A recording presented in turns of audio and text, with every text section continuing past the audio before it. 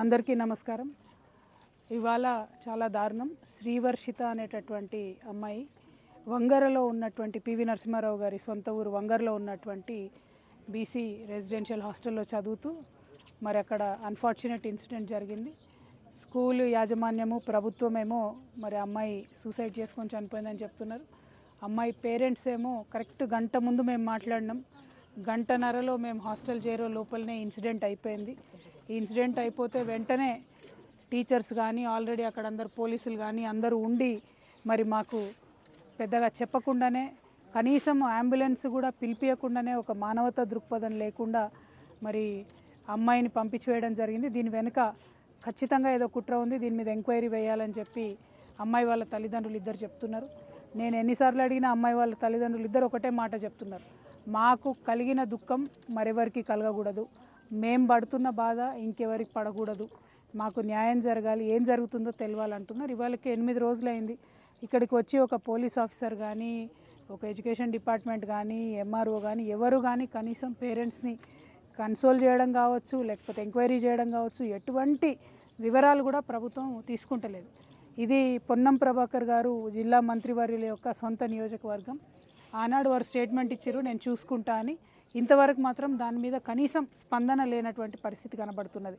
నేను ఇవాళ కాదు గత 1.5 ఇయర్గా చెప్తూ ఉన్నా, వెల్ఫేర్ హాస్టల్స్లో ఉన్నటువంటి పిల్లలు పిట్టల్లాగా రాలిపోతుంటే కూడా ప్రభుత్వం కనీస చర్యలు చేపడతలేదు. ఇదే జిల్లాలో ఇంకొక బాబు మొన్న సూసైడ్ చేసుకున్న పరిస్థితి చూసినాం. నిన్నగాక మొన్న గర్ల్స్ హాస్టల్లో సీసీ కెమెరాలు పెడితే ఎంత దారుణమైనటువంటి పరిస్థితి జరిగిందో చూసినాం. అంటే ఒకటి కాదు రెండు కాదు, అసలు పేద పిల్లలు చదువుకునే హాస్పిటల్ స్కూల్స్ అంటే కనీసం ప్రభుత్వానికి లెక్కలేనితనంగా పట్టిలేనితనంగా కనబడుతున్నది.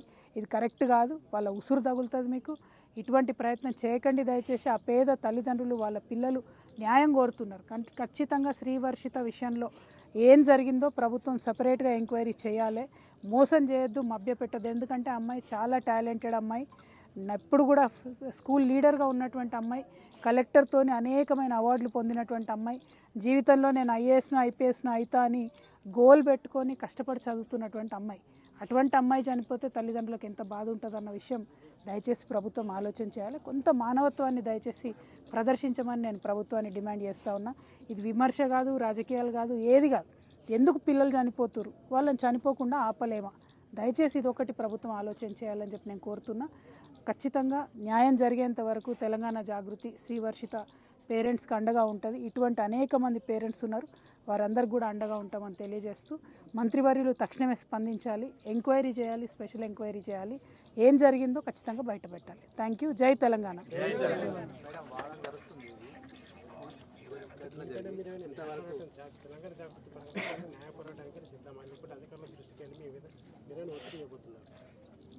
వన్ అండ్ హాఫ్ ఇయర్లో దాదాపు 110 మంది పిల్లలు చనిపోయినండి వెల్ఫేర్ హాస్టల్స్లలో. ఉరివేసుకోవడమో, యాక్సిడెంట్ కావడమో, ఫుడ్ పాయిజనింగ్ కావడమో, ఒత్తిడికి లోన్ కావడమో, ఇది ఎంత దారుణం చెప్పండి.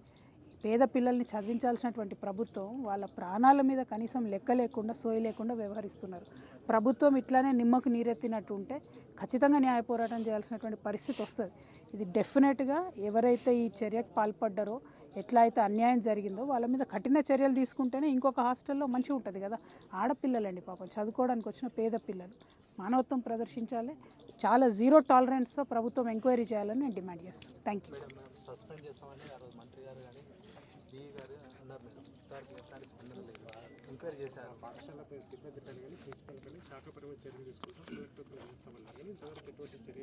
ఎగ్జాక్ట్లీ నేనేమంటున్నా అంటే ఈ అమ్మాయి హిస్టరీ, అమ్మాయి అకాడమిక్స్, ఆమె టాలెంట్ ఇవన్నీ చూస్తే మాత్రం ఆ అమ్మాయికి బాగా ధైర్యం ఉంది. సూసైడ్ చేసుకునే పరిస్థితి కనబడతలేదు. గంట ముందు పేరెంట్స్కి ఫోన్ చేసింది. ఆ గంటన్నరలో ఏం జరిగిందన్నది తెలియాలంటే స్పెషల్ ఇన్వెస్టిగేషన్ వేయాల్సిందే. ఒక సిట్ వేసి దర్యాప్తు చేయండి. ప్రత్యర్థుల మీద, ప్రతిపక్ష పార్టీల మీద సిట్టులు వేయడం కాదు. పేద పిల్లలు చనిపోతుంటే ఎందుకు జరిగిందన్నది ఎంక్వైరీ చేయండి. ఆ ఎంక్వైరీ చేసినాక సస్పెండ్ చేస్తారా, పోలీస్ కేసు చేస్తారా ఏందన్నది తర్వాత తేలుతుంది. కానీ ఎంక్వైరీ మాత్రం చేయాలని చెప్పి ప్రభుత్వాన్ని డిమాండ్ చేస్తాం.